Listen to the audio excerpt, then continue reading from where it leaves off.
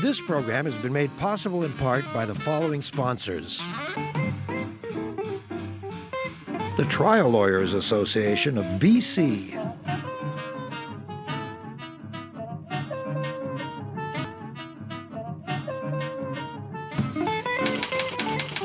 The Vancouver Courier newspaper.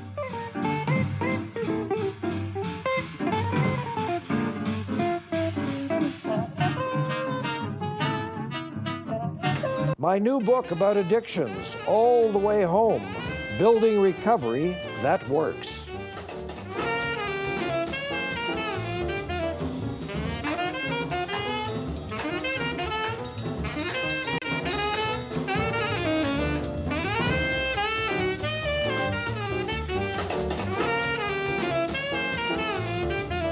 I'm not sure that adoptions have ever been an easy process, but with the invention and further development of jet propulsion during the Second World War, we now have worldwide immigration so that populations of every ethnicity are mixed, and we have 1,000 different ways to live.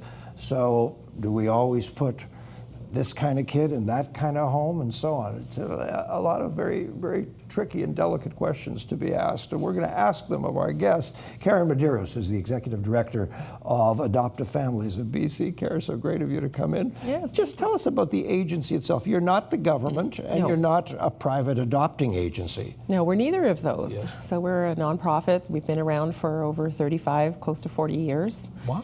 Helping adoptive families and children find each other over Yeah. those years. So we provide information, How do education, you and survive? support. So we do have a government contract. Okay. We do what all the other nonprofits do. We Yes. fundraise and we have fee-for-service activities.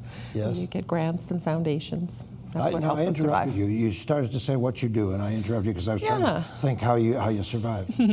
So we provide training and Yes. support Yes. to families that are considering adoption and are already an adoptive family.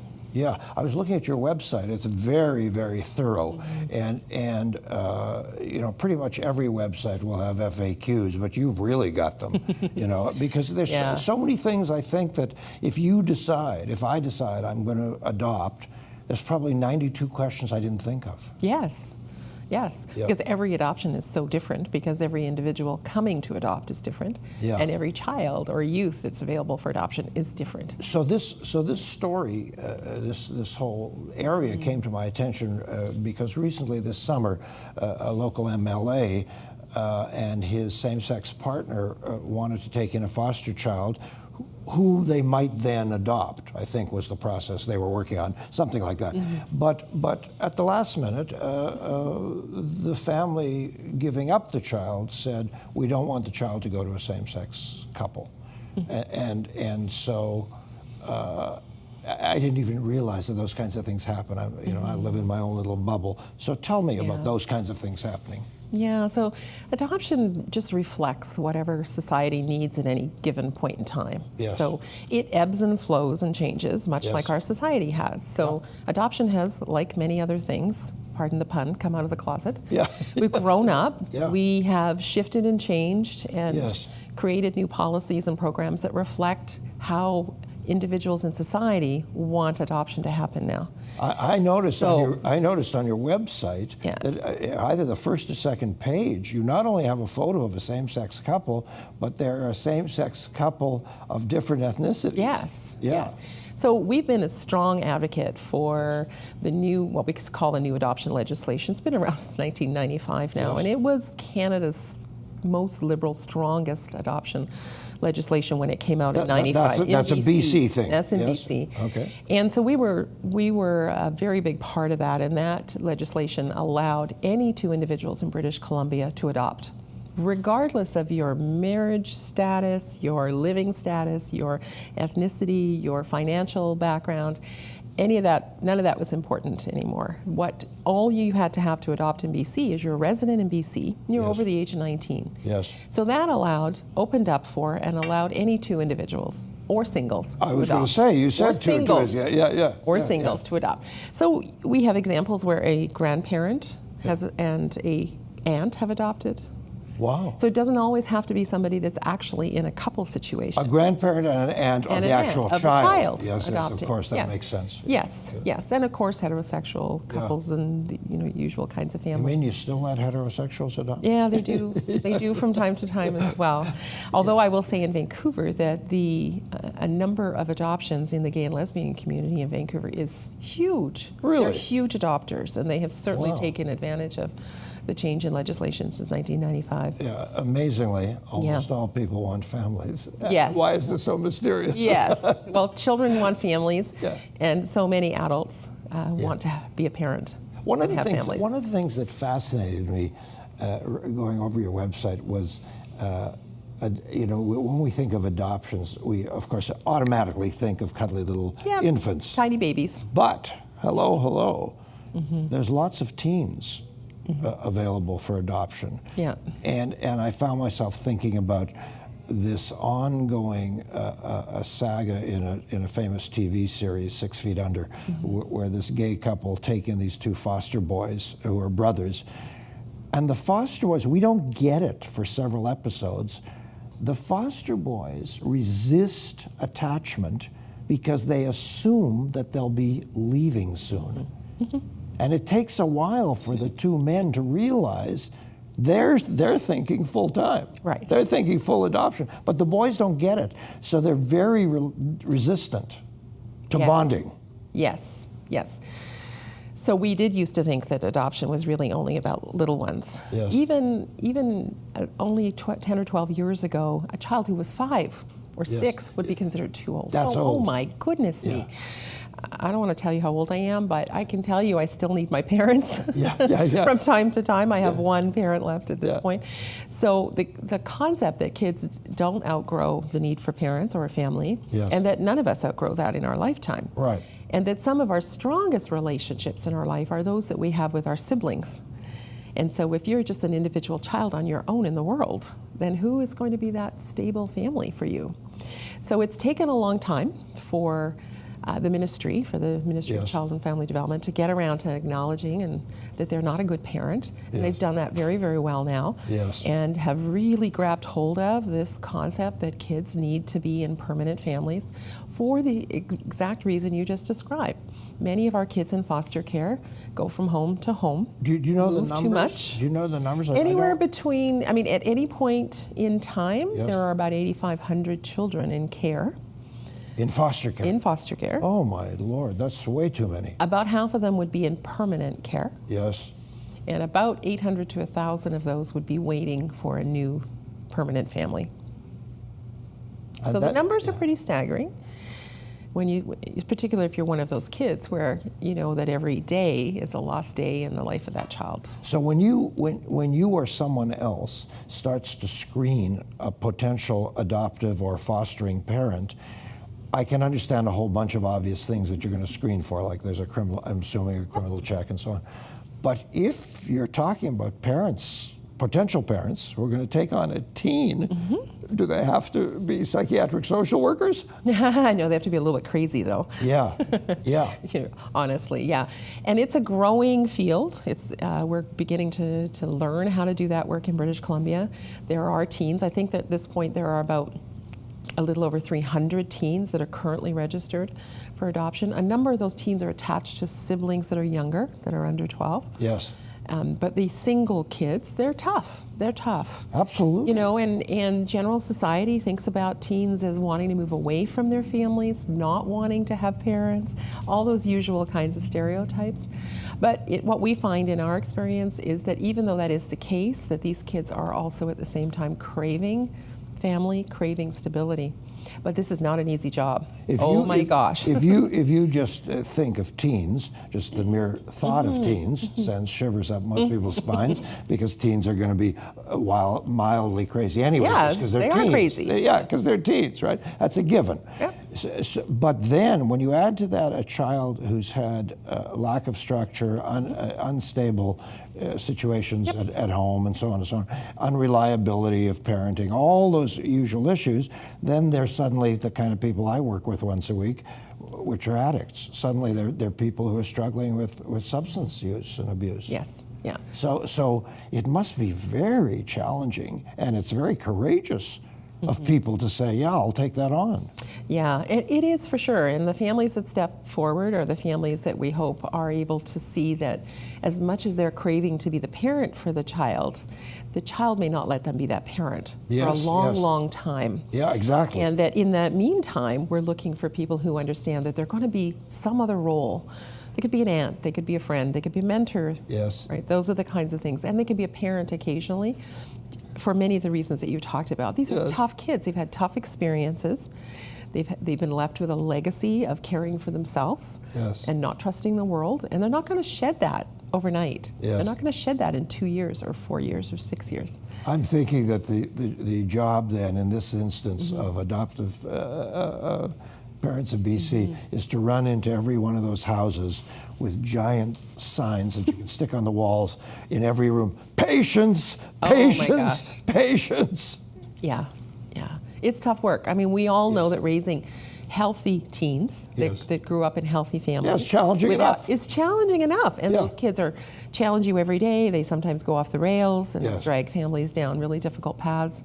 These kids have not had that start. Okay, let's say Bob and Jane or Bob and Jack, whatever, take on a 15-year-old or two, or 15 and a 12-year-old or siblings. Who do they turn to? I'm going to start singing. Yeah. Who do they turn to? Do they turn to you? They can turn to us. Yes. Because this field of placing teens is new, there are not a lot of services that are available. We have some general support services, but nothing really concrete for them. Yes. They could tap into ministry services or community-based services. Oh. Often those services, though, are designed for families with birth children. Yes. And that overlay doesn't work very well in adoption. This is your specialty. This is what you do. Yeah, and it's not a good overlay. So you don't have a history with the child. You can't. They don't often trust you.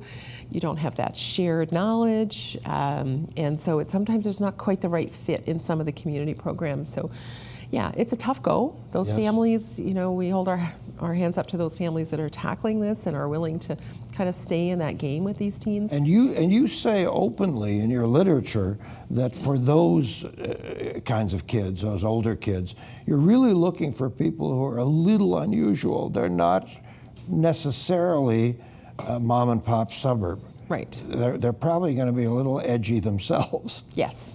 A little different. Yeah. And sometimes that can be a good match. So I think that also challenges that we're not always looking for what you would initially consider that stereotypical kind of family for that little tiny newborn. Yes. We're looking for just all kinds of British Columbians that are interesting, that think that they can challenge and tackle this kind of work. Okay, we're going to take a little break. When we come back, I want to hear about the difference between adopting through the ministry and the difference of adopting or fostering through private agencies. And I also want to talk about international adoptions. Our guest is Karen Madeiros from Adoptive Families of B.C. We're going to take a little breather.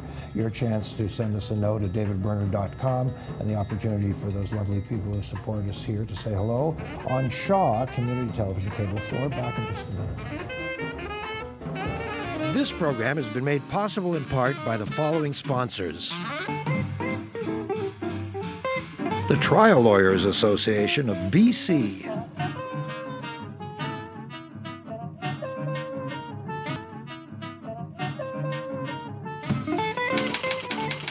The Vancouver Courier newspaper.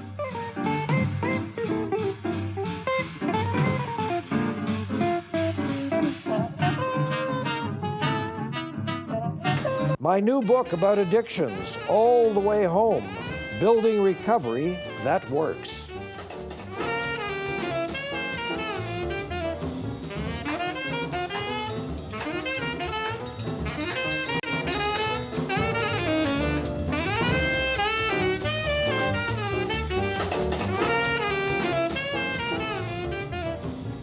We're talking about the complicated issue of adoptions. Most of us don't think about adoptions, but lots of people do, and lots of people have to, and more people ought to, because there are lots of kids looking for homes, but it takes a special kind of person, and Karen Madeiros is a special kind of person who runs. She's the executive director of Adoptive Families of B.C.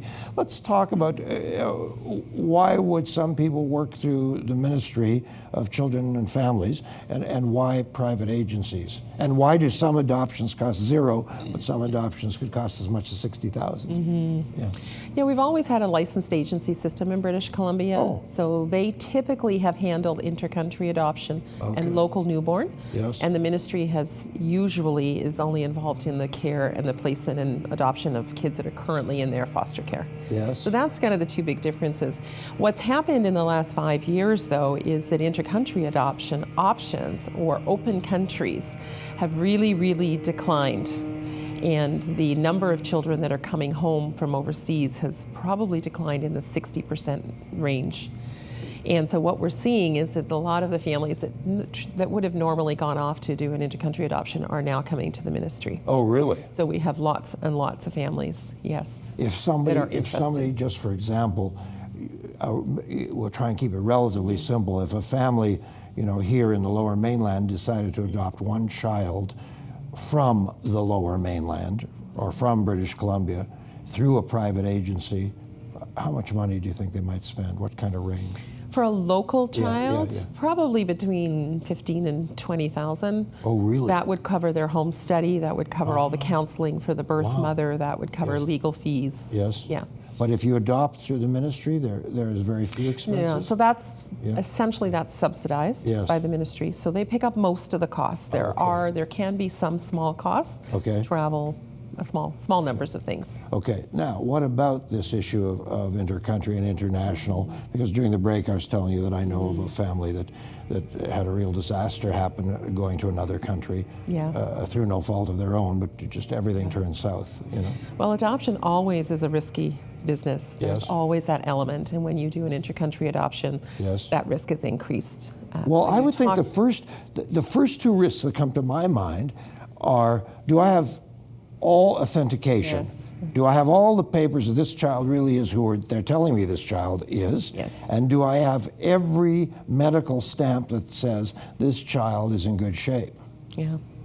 And even if you have those two things, Yes. are they accurate? Yes, exactly. Are they actually truthful? Yeah. Because families can have both of those things, and they're full of errors. Yes. So historically, that was even the issue here in Canada. The reason why open records and open adoptions have become so popular is because errors were found in so many adoptees' files. Really? So when they grew up and they were able to have a reunion, they discovered that what was in their file was wrong.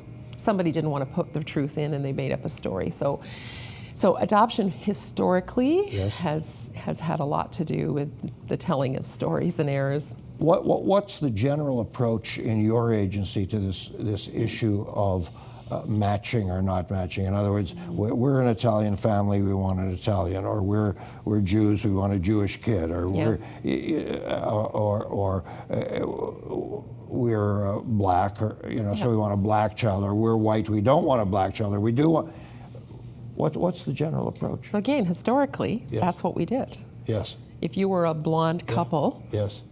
The ministry would go find a blonde, blue-eyed child for you and match you. They didn't put dark-haired children or dark-skinned children with. Isn't that funny? Yeah, so historically. And then we went through sort of the 70s and the 80s where it was more liberal. There was adoption practices where people adopted to prove they were liberal. So I'm going to adopt a black child, or I'm going to adopt a child of Aboriginal or Métis heritage. Yeah, but then you had this. Prove I'm. Yeah. Then you had this interesting cultural kickback from the community. Yes. From the community. Now what we have is really adoption happens very much in an open context. So birth family are included and often play a significant role, not just in placement choices, but long-term in the family. Yeah. So as an example, my children met their birth family, my daughter at 5, and she has an open, regular relationship with all of her maternal side of her family and some of her paternal side. Yes. So adoption is really about shifting the legal definition of parent from one family to another, but formally links those families for life. So it is not a severing of ties anymore.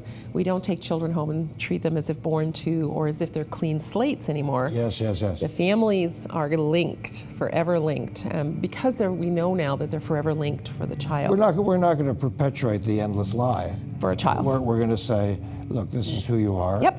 and this is how your life has unfolded. Yep. Yeah, and you didn't get that nose from me. You probably got it from somebody in your birth family. Very quickly. I never met my father. Yeah. I'm 19. I'm working in London, England. A woman in the office recognizes me. How?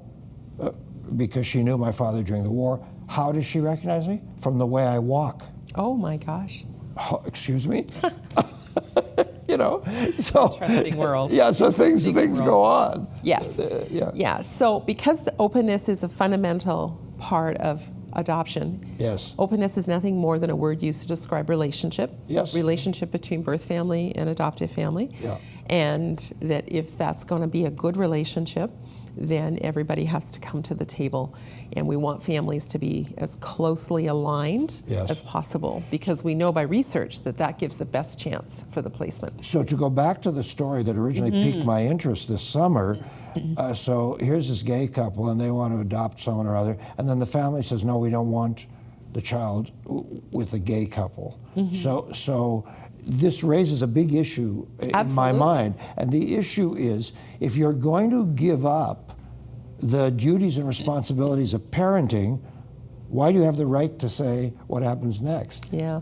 See, interestingly, we can't give up our genetics. Yes. Regardless of what we do, we Yes. can't give up our genetics. Those are forever there. Yes. And yes, I mean, I certainly don't support that decisions are made that exclude Yes. individuals that are interested in adoption, Yeah. because we have Just 'cause of spoken their group. loudly Yeah. about I'm only interested in every healthy adult being Yes. able to Yeah. move forward and adopt. But it is a well understood by prospective adoptive parents that this kind of picking and matching is a very integral part of the process. Yes. Everything from starting to decide what agency you choose or don't choose. So are you telling me the prospective Both adopting parents perspective. would be told, Yes. Understand you may be rejected by the family of origin? Or, Yes. or the mother or Yes, father that of it origin? it's a process of selection. Yes. So even adopting parents, prospective adoptive parents, have to go through a selection process of determining the type of child they think they might be a good parent for. Yeah. But I've heard stories of birth parents choosing an adoptive couple because they lived on a farm, or because they liked a particular type of chocolate chip cookie, or because they go to Hawaii every year, or because they promise they're going to have a dog, or They have a it's big yard. only one parent, Yes. or because it's two parents, or because they live in a family home where there are grandparents. Yeah. Our lives are made up about. We go through our daily life deciding about selection. Is there any point where a parent who's giving up a child, so to speak, giving up, loses all opportunity for choice? Are there any circumstances where If they weren't able, we couldn't find them, Yes. couldn't locate them. They weren't able. They were either too involved in their drug addiction or Yes. some other behavior that they couldn't participate. But if there are any healthy opportunities for that, then you would be wanted to honor that. I mentioned a sort of cultural kickback, because then we had a new phenomenon in recent years of particular cultural groups here in Canada. It would be most likely Aboriginals, for example, saying, yeah, it's great that someone has taken Janie on, but she's an Aboriginal child. Yeah. She's a First Nations child, and we want that history honored. So it's nice that she's living with Mr. and Mrs. White Skin Anglican Church Jones. That's very sweet, but we want to know that this child will be taught something about where she comes from. So important. Yeah. So important for all people from culture. And many. So important for those that are visibly. And will some people, I think, am I wrong in thinking this? That some people, let's say Aboriginal groups or others, might say, we only want an Aboriginal family to adopt. Yes, and this child. that is the case now. It is the case. Yes.